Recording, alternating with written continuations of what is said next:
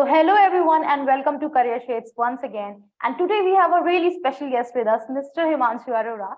He has done his martial arts training from China. He also has been into modeling, and currently he's working as a data analyst and as a photographer in Canada.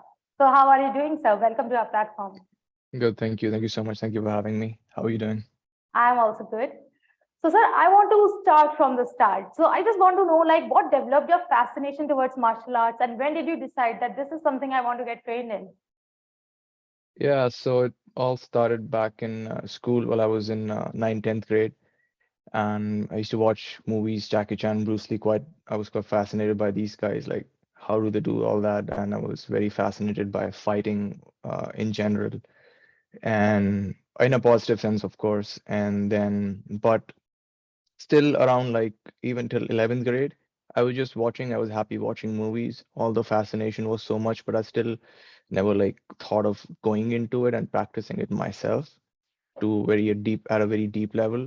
Then one day around when I was like halfway through my 11th grade, I woke up early in the morning one day and I just saw this guy walking past my house, and he was wearing these Shaolin dresses.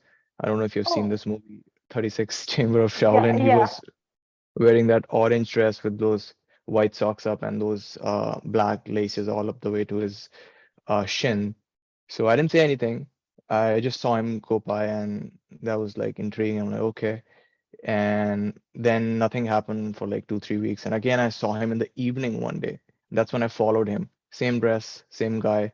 That's when Right. I followed him, and I kept on following. Around 10 minutes later, he went to a house which was like 2 minutes from my place, just like on southwest side of my house. So I go in and I see a lot of sounds like hoo ha, as I was approaching, I Right. was behind him. I could hear the sounds like, okay, this is some academy or something. So that was my master's house. So he used to teach in his house. He still does. He has his own Gurukul now in Himalayas, and he travels around the world. But at the time, and I just peeked and I saw students practicing, and that's when I thought maybe like, what is this? Then I had the address, so I went back home, searched up online. It just said Shaolin Temple, India. I'm like, I never heard of this. It's just 2 minutes from my house, and you know your neighborhood quite well. Yeah. And then I started to search who is he. Then I got to know that okay, he was the first Indian to be trained in China in Shaolin Temple. He came back. He got trained around in 2000, 2001, and then he kept on Wow. visiting subsequently. But he was there for the longest time, I think 3, 4 years. And then I decided to like maybe I should go and start getting trained. I can give it a try. But I didn't go because it was almost 12th grade and my parents were like, just finish your boards. Right. And then, but I was quite adamant. So midway around, like even like around March 12th, when you just start schools, right? I joined him, and just 1 year was just basics. It felt like you're learning nothing. It's just same thing every day, every day, every day. It's just like brushing your teeth every morning. You're doing the same Right. thing for like 1 year. And that was kind of frustrating because I'm like, I was thinking of like fighting like how they used to fight in movies, but later on I realized whatever they show you in movies, it's not real actually. Actual fights, actual forms, they're not very pleasing to the eye, but they're very effective in actual combat. And actual combat only lasts like maybe 2 to 3 minutes if you really hit them hard.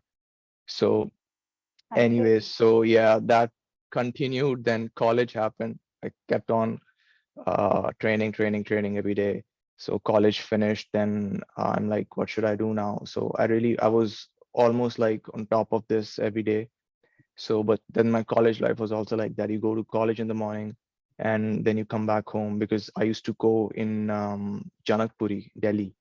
Right. So Noida to Janakpuri and then back. So like all those other friends used to go after college, have go to cafes and stuff, but I didn't do that kind of life. So I just came back, have lunch, and then just go to training around 4 or 5, and then be there for 2, 3 hours, come back home, then do your regular stuff and sleep. And that was the usual cycle for the next 3 years. And so that was interesting. And then you train, and then I like asked my dad if I can go to China. So then we went to my master's house, and he was happy that I'm showing like serious interest in such a field. And then we talked to the Shaolin temple in China, and it was because they knew him already. So it was easier for me to go in the sense that I didn't have to go through the formal steps of emailing them, waiting for response. They just said, Right. okay, give us your documents, we'll issue an invitation letter. We went to the Chinese embassy in Delhi, and then the visa came. And then I just went there in 2017, August. And that's where the actual, like, it was hell. The training started, it was Then, hell. It's like you train 10 hours every day and you train more than the Olympians. Yeah, so that was the schedule for the next 6 months. It was brutal, but it was very good. wow, that Yeah, was one hell of a journey, I must say. So, yeah, sir, I can see like you were really passionate about this thing because surviving such a long period of training and that too for 10 hours, it's a thing, you know. But then what happened that you have to make career switches and you, yeah, yeah. I just want to know that story. Yeah, so I got like because you train so much and Yeah, sometimes you have body imbalances that you don't know of. And in China, because of language problem, plus there were because I was deep in the jungles over there in Henan province. So the Henan province is just above Wuhan, where the famous COVID started. So right. then there's this Shaolin area. Shaolin is as we know Shaolin temple. Shaolin is actually the name of an area. Oh, So Shaolin, okay. Shao means small, Lin means forest, so small forest. So that those mountain ranges are called Shaolin Mount Songye mountain ranges. So that's where there's a temple in between Shaolin. So it was, Right. yeah, built a long time back. And then so I trained there, and because overtraining every day, and then rest is there, but you're still training so much that I had a hip injury, side hip injury on my right hip, so on the Oh, sides. So okay. there was actually injury in the sense there are muscle imbalances at the time. So it was very serious, but not in the sense that it that I cannot walk anymore or I cannot run. I still do train now. So that point of time it was quite problematic. So like I'm running my I used to feel like intense pain and heat. So then I came back home after 6 months, went through an MRI test and got to learn that there is inflammation on the sides of the hip area. So that's when the doctor said, like, stop everything. You can't even do squats and push-ups. Just, just, just walk like you never did this, right? So walk, sit, sleep, whatever you want to do. Just don't do exercise of any sort until the inflammation cools down. So that process took a long time. So I was at Okay. rest for like next 5 months, and my brother is a physio himself. So he Okay. knew the condition very well. So then that's when we kind of decided, okay, let this heal, but at the same time, do something productive. And the best was to like continue my education. And that's when I decided of like doing my studies, and I came to Canada. Get it. But sir, Yeah. it might have been like really tough to just, you know, put a stop to all your dreams and everything. And you might be having thoughts like maybe I will never be able to continue this ever again. So how did you deal with that situation? It might have been, Yeah. yeah, very tough Yeah. for you. Initially was tough in the sense, not mentally, but in the sense that I was so used to training that because usually, when we train back in our usual lives, we go to gym, we run, we Right, jog. We don't train to a level that if you stop doing that, your body demands training. So if I don't train for at least week and a half, my knees will start paining or my elbows will start paining because they're telling me you have to give me exercise now. It's time. right, So that was tough initially. Mentally, no, it wasn't really tough for me personally because you get mentally tough while you're training Shaolin. It's not just physical, it's mental too. Because okay, physical and mental strength have to go side by side in Shaolin because uh, the more harder it gets, so the mentally you have to be stronger. And the mentally stronger you are, you can go more harder on the physical side as well. So it's right. vice versa. So yes, initially it was tough, not in the emotional sense or on a mental capacity, but yes, like I'm like just sitting. I'm like, what am I doing? Nothing. I did nothing for those 5 months. So because I had done already my graduation, and but at the back of the head, we at home we were very sure that he should be going back to China sometime soon. That's why I didn't even look for a job or anything. We were Okay. just waiting, eating good nutrition, getting treated every day. And but it took longer than it should have and should have had. So then that's when we thought, okay, let's continue studying and at the same time let this heal. And when it's done, you just, continue again. But Right. yes, so then that's when we kind of decided to go. I decided to go to Canada. Like then I gave the exam, the English exam as usual, get enrolled in the college, and here I was. But yes, to answer your question, it wasn't mentally tough, but like physically it was quite tough because um, whatever weight I had gained, my body type is ectomorph. So that means like Right. whatever you eat, you can't gain unless you exercise. No matter how healthy I eat, I will not gain weight unless I exercise to a certain degree. So in Shaolin, like I had a fixed body weight and leanness was there because you're training every day, right? So that came Right. down. And then when you're training so much and then you don't train for like continuous 5 months, it's just like, how you drive a car every day and you just stop. Right. There's rust. It's just rusty feeling, right? Then you have to start from zero all over again. That's the only uh, disadvantage of physical exercises, that when you are training and you stop for some time, like a long time, then you start from zero all over again. However, the Yeah. only difference was that because in China, you train so much, you're running mountains and stuff, the stamina still remains. Even but if you only train to that level, like 10 hours, like brutal, then the Right. stamina remains even if you don't exercise. This is what I felt for myself. Yeah. So, sir, were you able to continue your training? Like, what's the situation right now? Are you in the I training do or train myself. No, I train not? Okay. in So Canada the itself. I train, but yes, because then COVID happened. I wanted to go back. COVID happened, and then now there is still some problems. We don't easily get visas for China right right. now because there are other situations going on right now. And then there was this India and China conflict that happened. So because if they see that Indian passport, they might just not give you the visa. Plus, the embassy was closed for a long time in Canada here. So, but maybe I might go this year or maybe next year. So yeah, that's why I still train by myself. A lot of we are in Vancouver, BC, so a lot of mountains. You can run whatever you want and a lot of Right. opportunities. So yeah. So, sir, talking about the current job and that you have said that you will go back to China. So, are you wishing to quit this one? No, not in the sense. So see, when you train in China, right? If you train there for 6 months, you're good for 5 to 7 years. That's how good the training is. Oh, So only if you survive it. So now I'm good for like a lot of years. Then I've also continued myself, like I healed but I also go through physiotherapy like every now and then just so I can be on top of my body. And then right, I'm training. So if I go there, it will be most likely for 2 to 3 months maximum, just so I can pick up from where I left, like learn more advanced forms, see the hidden meanings behind it, and just kind of implement it in my routine. right. So, Yeah, let's also talk about your current work, sir. Right now, you are working as a data analyst and a photographer. yeah, Again, two very yeah. different fields.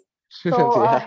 yeah, tell us something about that now. Like you haven't have you pursued any professional degree in photography as well? Photography, no, but like I did a professional certification in data analysis. But photography, no. Okay, Photography is all self-taught, and I do real estate photography, not like people photography. And I like doing wildlife photography, right, but like mostly real estate photography, where you're taking pictures of houses, commercial places, architecture, right, enhancing it, post-production, and then just submitting it to the client. So right, that's what I do as a side hustle. But like most likely I will go full time in that than this job. right. So, are you liking your current job, or does it seem very boring as compared to the things that you were doing earlier? Because it's a big switch, you know. Yeah, so it tends to get boring at times because you're not actually doing data analysis every day. You do Right, analysis and you run reports unless something comes up in like a director or a CEO tells me, okay, we need this. So can you give solutions or answers or recommendations? Then you go in the past data, dig up the data and kind of do some calculations or whatever you can find from the raw data, convert it into something meaningful that with the help of which the senior leadership can make some decisions. So Right. that's what basically data analysis is.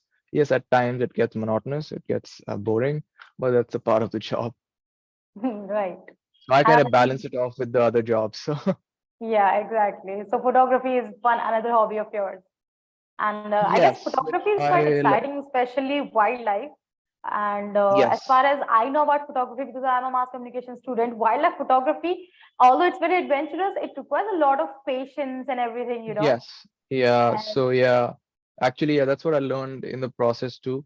That in wildlife photography is you have to be very patient because, like you said, you need to know animal behavior. It's not just you right, go click, click, click, because you're also looking for that perfect moment. And you also need to know, like I said, animal behavior, how they behave in certain environments, what time is the best to shoot them.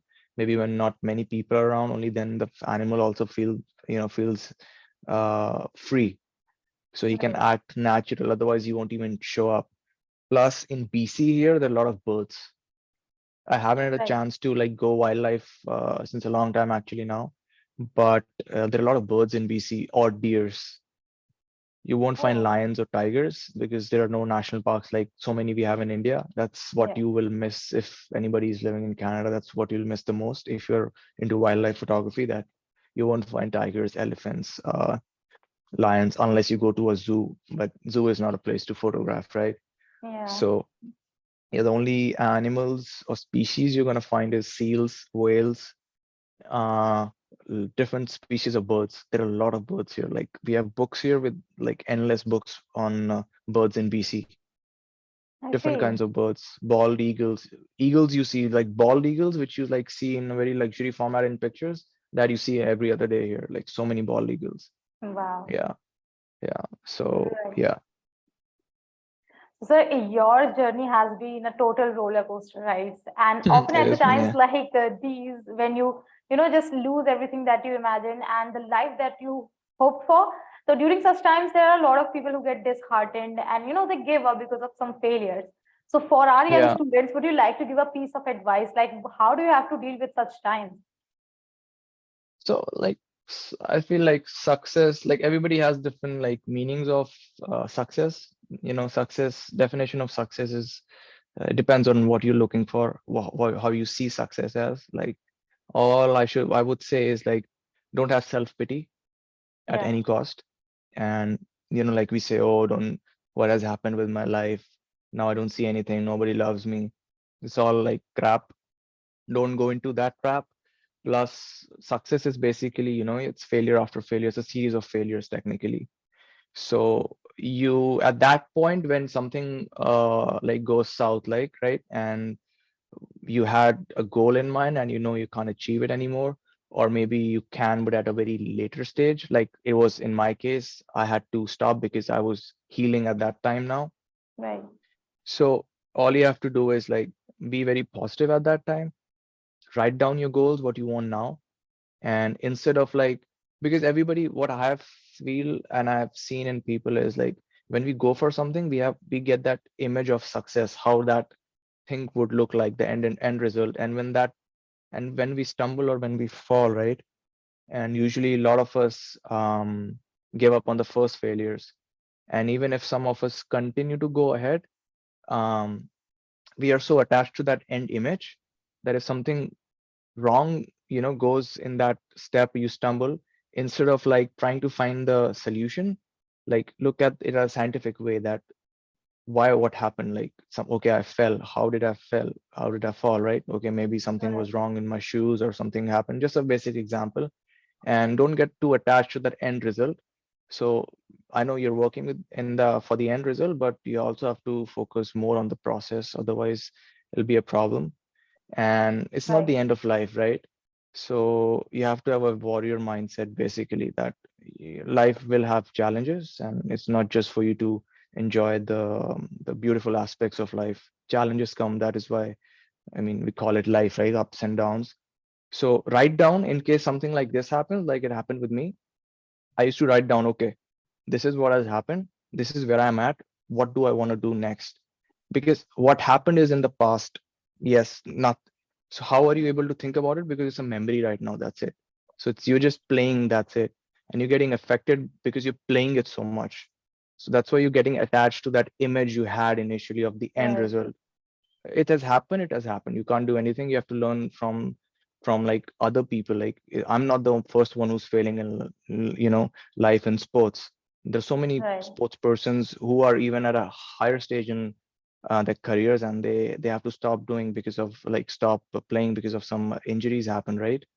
And Right. so many players have to quit, and but that's okay because it happened with them, it happened with me. So I know that it's not the end of everything. So what's next is that be very strategic what you want to do, and maybe you want to do the same thing but you can't do it right away. So what else can you do to be productive in that time, right? Keep Right. looking. Or there are a lot of things that it's not just we're not a very focused species, right? We used to be. Now we are multitasking, so our focus is in a lot of places. Maybe we don't realize because we were so much attached to that one thing which we were going for. So just Right. stay calm, and that time, yeah, you need family support in case you're very demotivated. So that time you need support instead of like looking up the ladder in the sense like what other people have achieved. Just look down the ladder, like how are you better than other people? That will kind of help you settle down, and then you just think like, okay, what's next? So you have to find Right. a new why, basically, like why you want to do what you are going to do next. So if that why in you is very clear, then you will keep working for it. Right. So that's how I So approach things. so that we don't have to get attached to the end result and that we should enjoy the process. These sentences would stay with me at least because that's a very effective line. And Yeah, at last, it's never too late, to start yeah, anything. yeah, for sure. Yeah. Yeah. So yeah, you have to have a like a fine line of detachment. I know you're working because you want to have an end result. Otherwise, you won't work in the first place Yeah. because you have to have a goal, right? But we can't just sit there and do nothing. Then if it's not going in your favor right now, maybe it will in the future. But that does not mean you just stop and just nag over it. You just go over it, keep working, keep working. It'll work out. Right. Yeah, Also, sir, I wanted to know that your parents, like, they were very supportive when it came to your they martial were. arts Yeah. training or, making career in this particular field. But most of Indian parents, they are not really interested in fields like those. And there are a lot of students who are struggling to go ahead with their passions because of this thing. So what advice would you like to give to their parents, to those students?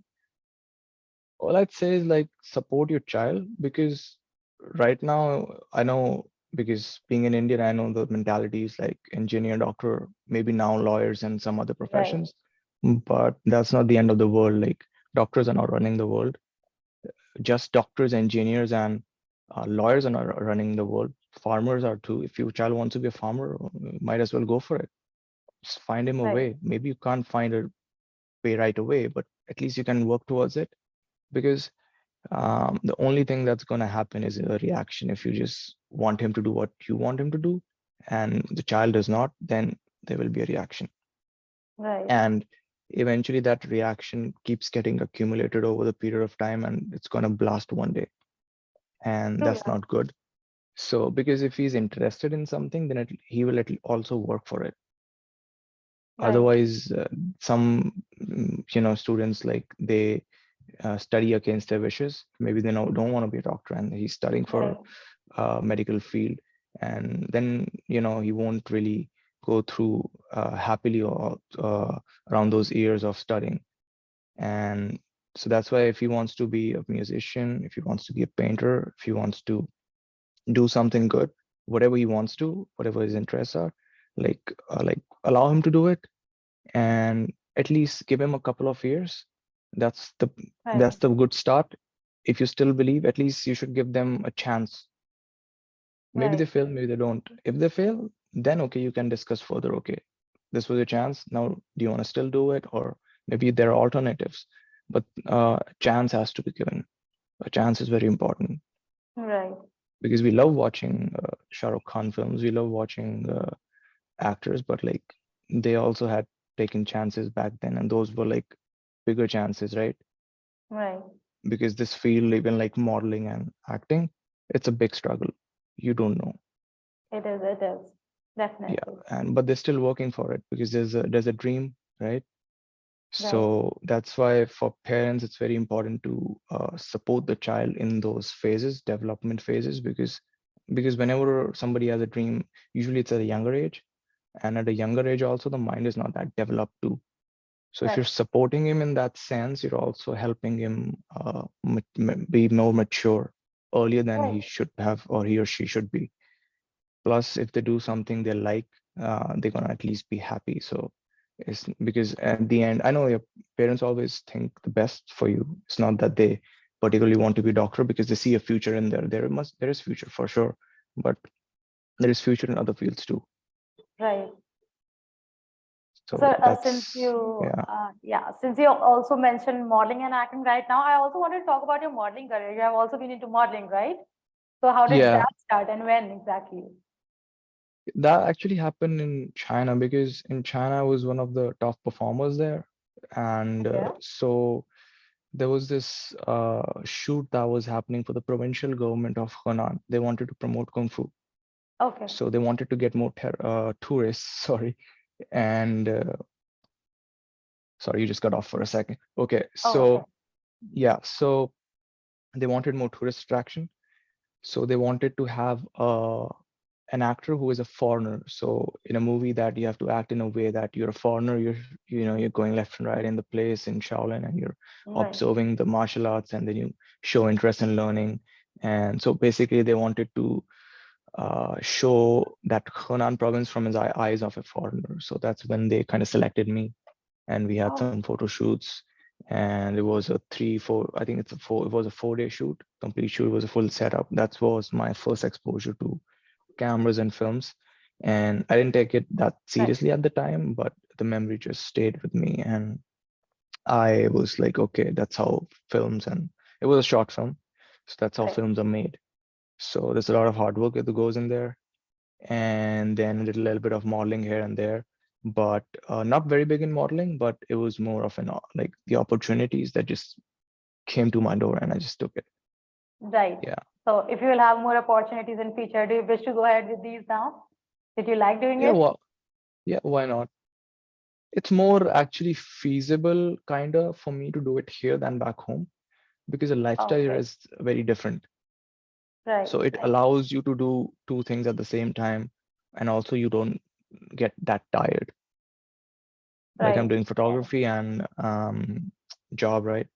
You just Right. have to Right. kind of plan your day strategically. And if that happens, then you can do a lot of things. Even you can do, some people I know here, they do multiple things at like once. They're working, they have like 2 3 side businesses and they're just doing it. Right. I see.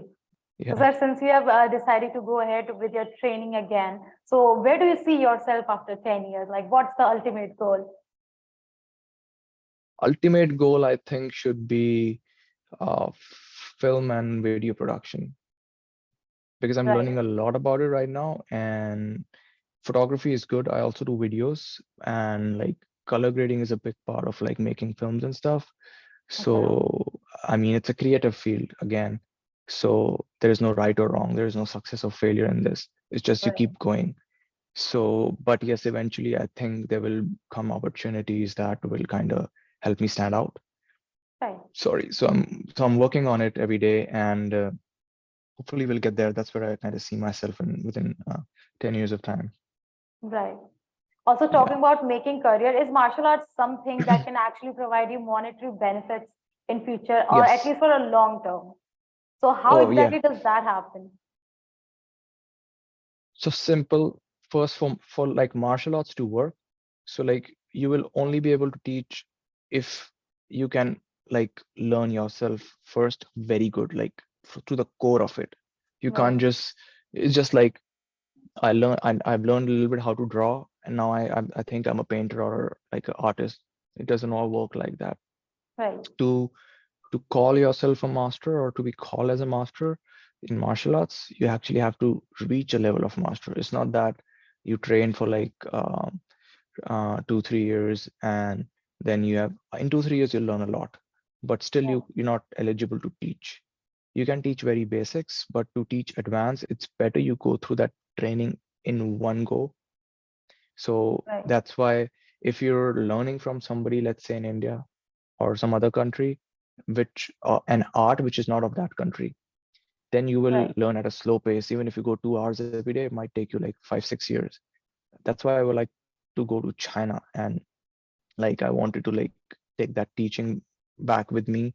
So 6 months of training is like 5, 6 years are good here because it train you so much, so much, so much that you're good for like life in that Wow. sense. And then you kind of keep practicing it yourself until you really want to, okay, now I want to open my school.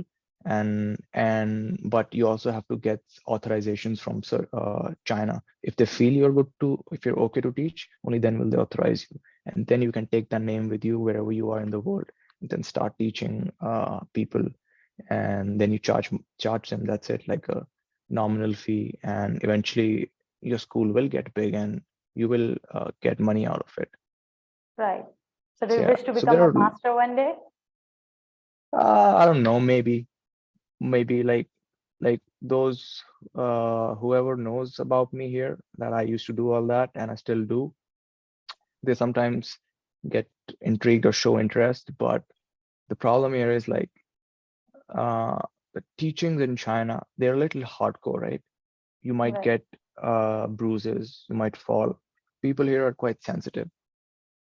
So unless or until I see someone who's actually really interested to do what it takes to be at that level, if not at that level, at least have what it takes to start. Right. Even its mindset is very important. Its physical part comes much later in Shaolin. It's the mindset you have to have first. You should know what you're gonna do. So if I Right. see that in somebody, yes, I can teach. Maybe, All right. but not. Right. It's not in. Yeah, I don't see that doing. Maybe uh, for a good couple of years. Maybe soon. Okay. So ultimately, you will come back to India. I don't know. That's I don't know. undecided. I don't have Okay. any answer for Wherever the that. destiny will take, Wherever the like destiny will take. just Yeah. like it's been happening. Yeah. So yeah, that was it, sir. That was a wonderful interview with you, and thank you so much for your time with us. And Thank I you. hope it was really insightful for my students as well. And if you guys have any comments to say, you can join our community, or you can also drop the comments in the chat box. We'll be glad to answer all your questions. And would you like to add up something, sir? Yeah, just to end it on a positive note, just like go for your dreams. Whatever you feel you want to achieve, you can achieve it. And just be positive throughout your journey. And like I said, like you have to know your why of Yeah, for anything you're doing, because even before you start, your mind will give up. And at that time, your why is going to push you, then you will push yourself. So that's why it's why your why is very important. Why do you want to do something? true. True Yeah. that. So ask yourself why, students, and we'll see you next time. Till then, all of you just take care. And thank you so much, sir, once again. Thank you so much. Thank you so much for having me.